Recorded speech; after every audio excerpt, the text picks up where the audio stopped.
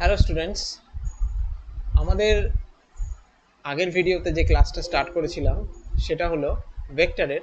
তো আমরা সেই চ্যাপ্টারটা আজকে কন্টিনিউ করব। তো আজকের ফার্স্ট টপিক হলো দুটি ভেক্টরের বিয়োগফল।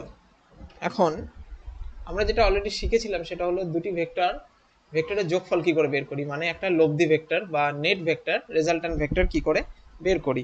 সেখানে আমরা জেনেছিলাম যে দুটো ভেক্টর যদি একটা এ ভেক্টর হয় এবং আর একটা বি ভেক্টর হয়, তাহলে দুজনের লব্ধি আমরা করতে পারবো কিভাবে, ভেক্টরের যোগফলের যে সূত্রটা সেটা ব্যবহার করে আমরা তার লব্ধিটা বার করতে পারবো।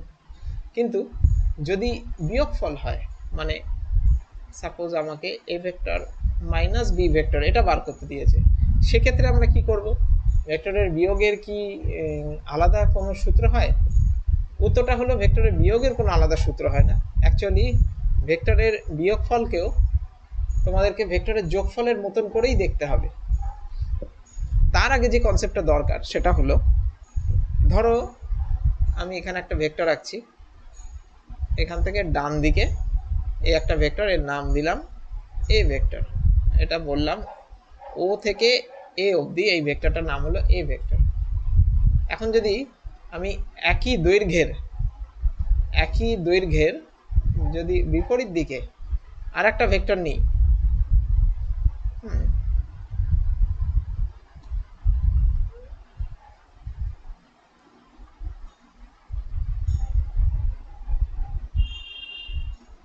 একই দৈর্ঘ্যের আর একটা ভেক্টর নিলাম আর ধরলাম এটার নাম হলো এ ড্যাশ। শর্তটা কি এখানে? ও এ সমান সমান ও এ ড্যাশ, মানে দুজনের দৈর্ঘ্যটা সমান এবং একটা ভেক্টর আর একটা ভেক্টরের ঠিক উল্টো ডাইরেকশনে, অপোজিট ডাইরেকশন, মানে একদম 180 ডিগ্রি উল্টো দিকে।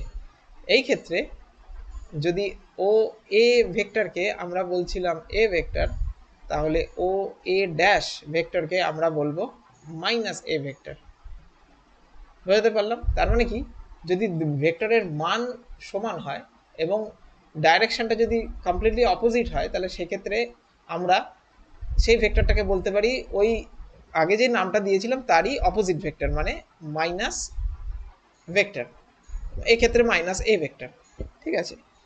তো একইভাবে যদি আমাদেরকে দুটো ভেক্টর দেয় এই রকম, যে একটা হলো এ ভেক্টর এবং আর একটা হলো বি ভেক্টর, তাহলে এদের লব্ধি আমরা কি করে বের করব? এদের লব্ধি আমরা বের করেছি যে সামান্তরিক সূত্র ব্যবহার করে। সামান্তরিক সূত্র ব্যবহার করে আমরা যদি এখানে একটা সামান্তরিক কমপ্লিট করি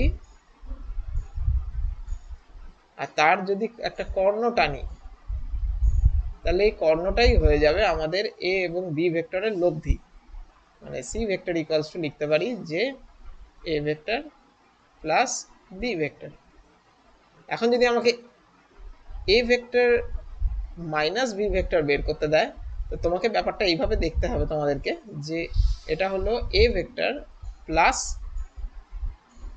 মাইনাস বি ভেক্টর। তার মানে ডিফারেন্সটা কি হলো? এখানে হলো এ ভেক্টর এবং বি ভেক্টরের লব্ধি, কিন্তু এখানে হলো এ ভেক্টর এবং মাইনাস বি ভেক্টরের লব্ধি। অ্যাকচুয়ালি সূত্র আমরা ফলো করব ভেক্টর যোগফলেরই, কিন্তু বি ভেক্টর না থেকে এখানে আমরা কার কার লব্ধি নেব? এ ভেক্টর এবং মাইনাস বি ভেক্টরের। এখন মাইনাস বি ভেক্টর কি? এই যে এখানে বোঝালাম, যদি একটা ভেক্টরের মান সেম রেখে যদি ডাইরেকশন উল্টো দিকে হয়ে যায়, তাহলে সেটাই তার নেগেটিভ ভেক্টর হয়ে যায়, মাইনাস।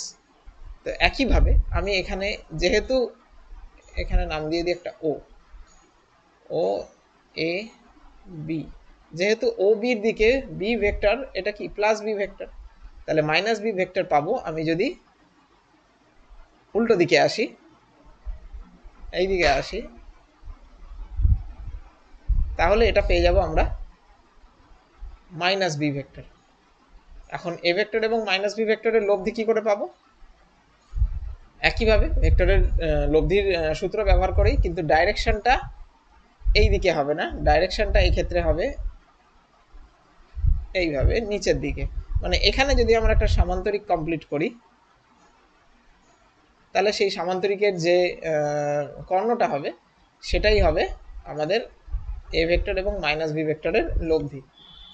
তার মানে ভেক্টরের বিয়োগফলের সূত্র অ্যাকচুয়ালি ভেক্টরের যোগফলেরই সূত্র, শুধু এখানে শুধু দিকটা পরিবর্তন হয়ে যাচ্ছে, যেহেতু যে ভেক্টরের মাইনাসটা নিচ্ছি তার ডাইরেকশনটা পাল্টে যাচ্ছে, সেই জন্য লব্ধির ডাইরেকশনটাও পাল্টে যাচ্ছে।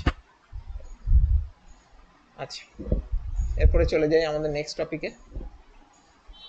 তো আমাদের নেক্সট টপিক হলো ভেক্টরের বহুভুজ সূত্র অথবা addition of two or more vectors. মানে এর আগের উদাহরণে আমরা দেখলাম দুটো ভেক্টরের যোগফল, এক্ষেত্রে যদি দুইয়ের অধিক ভেক্টর থাকে তাহলে তার লব্ধি কি করে বার করব। মানে যদি একটা ডায়াগ্রাম দিয়ে বলি, সাপোজ এটা এ ভেক্টর, এটা বি ভেক্টর, এটা সি ভেক্টর, এটা ডি ভেক্টর। এবার এরকম চারখানা আমাকে ভেক্টর দিয়ে রেখেছে, তাহলে এই চারটে ভেক্টরের লব্ধি কি করে বের করব। উপায় খুবই সোজা, যেখান থেকে আমরা শুরু করেছিলাম এটার নাম দিয়ে দিই ও এ। আচ্ছা, যেখান থেকে স্টার্ট করেছিলাম ও বি সি এর নামগুলো দিয়ে দিলাম। তো আমরা দেখতে পাচ্ছি এখানে ভেক্টরের ডাইরেকশনটা একই দিকে ফ্লো করছে, মানে সেম ডাইরেকশনে ফ্লো করছে। তো আমাদের স্টার্টিং পয়েন্ট থেকে আমাদের এন্ডিং পয়েন্ট অবধি যদি একটা ভেক্টর ড্র করি, জাস্ট স্টার্টিং থেকে এন্ডিং, সে যতগুলোই মাঝপথে মাঝখানে যতগুলোই ভেক্টর থাকুক না কেন, যেখান থেকে স্টার্ট হয়েছিল আর যেখানে লাস্ট ভেক্টরটা এসে শেষ হয়েছে, সেই স্টার্টিং থেকে এন্ডিং অবধি যদি একটা ভেক্টর দিয়ে কানেক্ট করে দিই, তাহলে সেই ভেক্টরটাই হয়ে যাবে আমাদের রেজাল্ট্যান্ট ভেক্টর বা লব্ধি ভেক্টর। তো এই ক্ষেত্রে আমরা বলতে পারি এই যে ই ভেক্টরটা লিখলাম, E vector equals to A vector plus B vector plus C vector plus D vector. হ্যাঁ, তো এইভাবে বহুভুজ সূত্র এখানে একটা দুটো তিনটে চারটে পাঁচটা, এটা একটা পঞ্চভুজ হচ্ছে। ম্যাটার করে না যদি এর থেকে বেশিও হয়, মানে যেমন খুশি আমরা একটা র্যান্ডম ডায়াগ্রাম নিতে পারি। হ্যাঁ,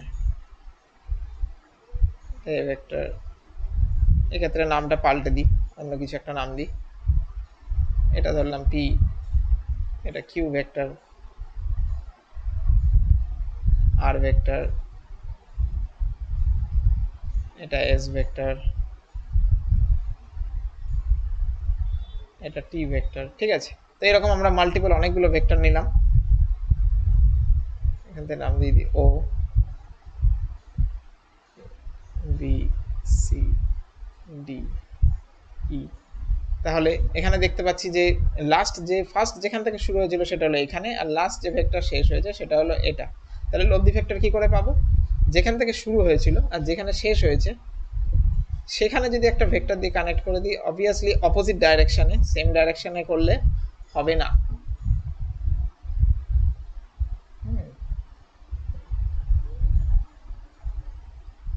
সেম ডাইরেকশনে করলে হবে না। তো এইটা হলো আমাদের, যদি এটাকে বলে দিই এক্স ভেক্টর, তাহলে এটার থেকে আমরা লিখতে পারি যে X vector equals to P vector plus Q vector plus R vector plus S vector plus T vector, এইভাবে। ঠিক আছে, তাহলে এই হলো ভেক্টরের বহুভুজ সূত্র। ওকে, চলো নেক্সট টপিকে যাই।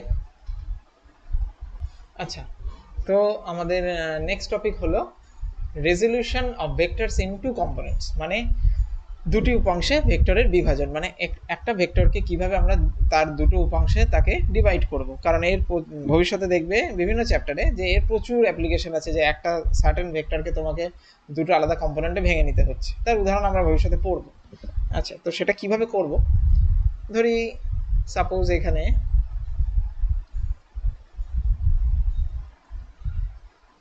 একটা ভেক্টর রয়েছে, এটা একটা ভেক্টর রয়েছে, এটার নাম দিয়ে দিই, এটা ধরি আর ভেক্টর। ঠিক আছে, একে আমরা করব দুটি উপাংশে বিভাজিত। এবার উপাংশগুলোর ডাইরেকশন কোন দিকে হবে, কম্পোনেন্টগুলোর ডাইরেকশন সাধারণত আমরা যখন কোনো ভেক্টরকে দুটো উপাংশে বা দুটো কম্পোনেন্টে ডিভাইড করি, তখন সেগুলো হয় অ্যাক্সিস বরাবর। তো এখানে একটা আমি ধরে নেব হবে এক্স অ্যাক্সিস বরাবর। আচ্ছা,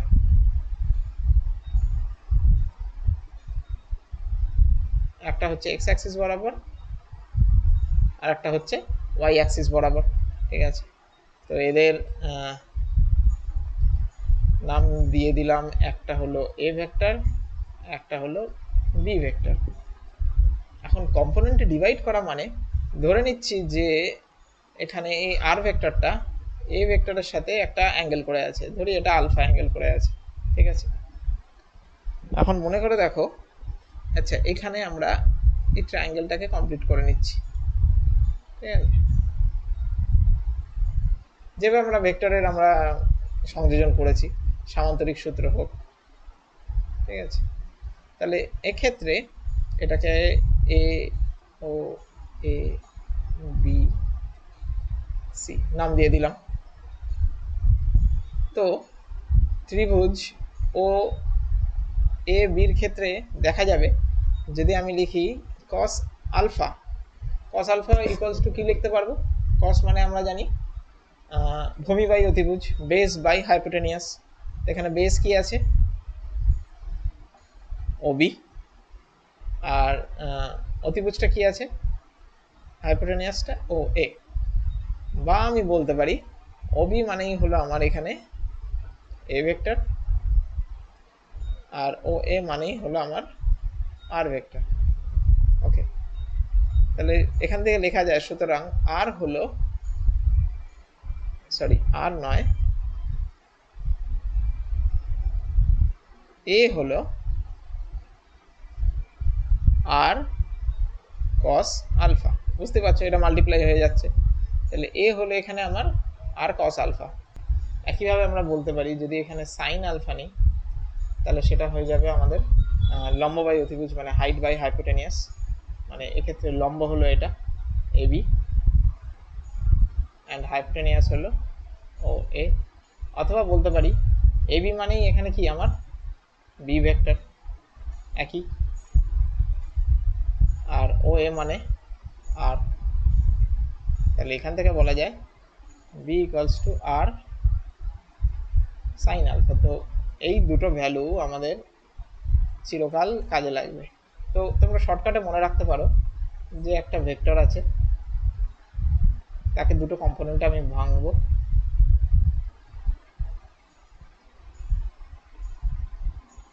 দুটো কম্পোনেন্টে ভাঙলাম।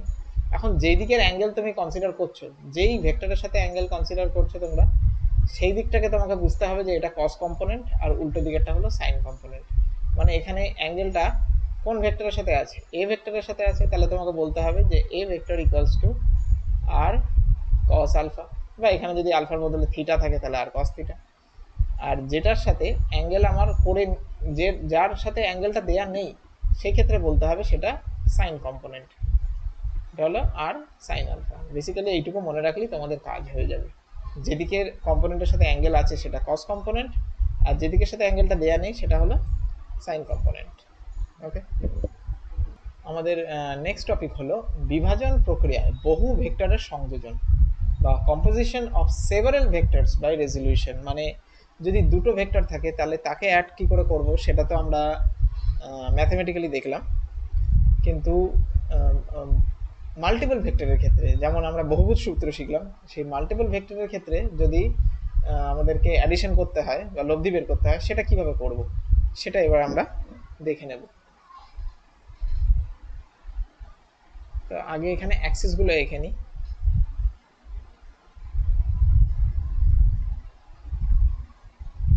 দুটো ধরি, এক্স অ্যাক্সিস এবং ওয়াই অ্যাক্সিস, এবং এখানে তিনটে ভেক্টর নেব।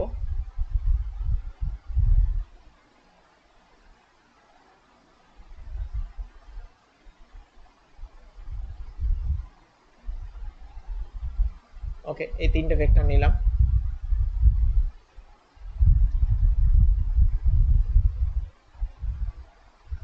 আচ্ছা, তিনটের নাম দিয়ে দিই। এটা হলো এ ভেক্টর, এটা বি ভেক্টর, এটা C vector.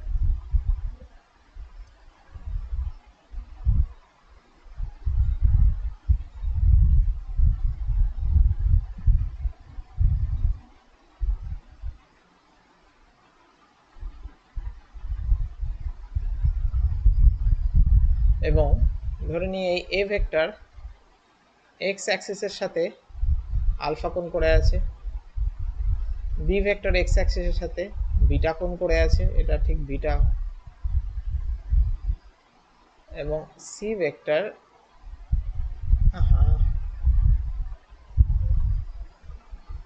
C vector X অ্যাক্সিসের সাথে গামা কোণ করে আছে। ঠিক আছে, আচ্ছা এখানে আমরা দেখতে পাচ্ছি তিনটে ভেক্টর আছে, একটা হলো এ ভেক্টর, একটা বি ভেক্টর এবং একটা C vector. A vector X অ্যাক্সিসের সঙ্গে অ্যাঙ্গেল করে আছে আলফা, বি ভেক্টর এক্স অ্যাক্সিসের সঙ্গে অ্যাঙ্গেল করে আছে বিটা, এবং সি ভেক্টর এক্স অ্যাক্সিসের সঙ্গে অ্যাঙ্গেল করে আছে গামা। তো এই ক্ষেত্রে আমরা বলতে পারি যে এ ভেক্টরের এক্স কম্পোনেন্ট, এ ভেক্টরের এক্স কম্পোনেন্ট হলো এ কস আলফা, কারণ এক্ষুনি বললাম যখন ভেক্টরকে দুটো অংশে ভাঙা হয়, যে অ্যাক্সিসের সাথে যত অ্যাঙ্গেল করে থাকে, যেদিকে আমার অ্যাঙ্গেলটা দিচ্ছে সেটা হলো আমার কস কম্পোনেন্ট। এক্ষেত্রে আমার এক্স অ্যাক্সিসের সঙ্গে অ্যাঙ্গেলটা দেওয়া হয়েছে আলফা, তাই এটা হলো এর কস কম্পোনেন্ট, মানে এ কস আলফা। একইভাবে বিএক্সও বলতে পারি যে বি কস বিটা, যেহেতু বি এক্স এক্স অ্যাক্সিসের সঙ্গে বিটা কোণ করে আছে, এবং সি এক্স বলতে পারি যে সি কস গামা। তো এইভাবেই এ বি এবং সি তিনটি ভেক্টরের আমরা এক্স অ্যাক্সিসের ডাইরেকশনে যে কম্পোনেন্ট সেটা পেয়ে গেলাম, এবং তিনটের ডাইরেকশন সেমই, তিনটেই একই দিকে, এই এক্স বিএক্স এবং সি এক্স তিনটে একই ডাইরেকশনে। তো এদের লব্ধি আমরা পেয়ে যাব। এদের লব্ধি আমরা কিভাবে পেয়ে যাব, যে F X equals to A X plus B X plus C X, এইভাবে তিনটে ভেক্টরের যোগফল করলে আমরা তিনটে ভেক্টরের লব্ধি পেয়ে যাব। আবার একইভাবে এগুলো হলো কি, এ বি ও সি ভেক্টরের এক্স কম্পোনেন্ট, এক্স অ্যাক্সিসের ডাইরেকশনে যে কম্পোনেন্ট সেটা হলো এই তিনটে। একইভাবে এ বি ও সি ভেক্টরের ওয়াই অ্যাক্সিস বরাবর যে কম্পোনেন্ট সেটা কি বেরোবে, সেটা বেরোবে আমার A Y equals to A sine alpha. দেখেছিলাম যেদিকে অ্যাঙ্গেল দেওয়া আছে সেটা কস কম্পোনেন্ট, আর যেদিকে অ্যাঙ্গেল দেওয়া নেই সেটা সাইন কম্পোনেন্ট। তাহলে এ ওয়াই হলো আমার A sine alpha, B Y হলো not A sine alpha, sorry, এটা হবে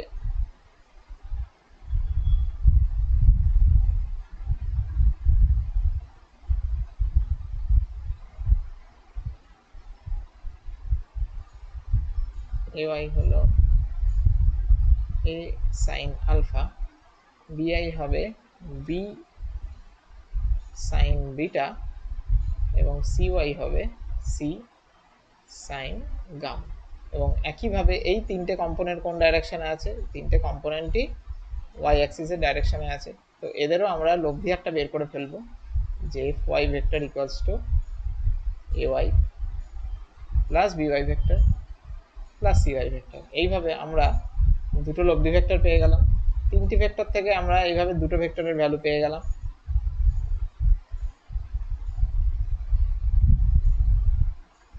এখন আমাদের কাছে যেটা আছে সেটা হলো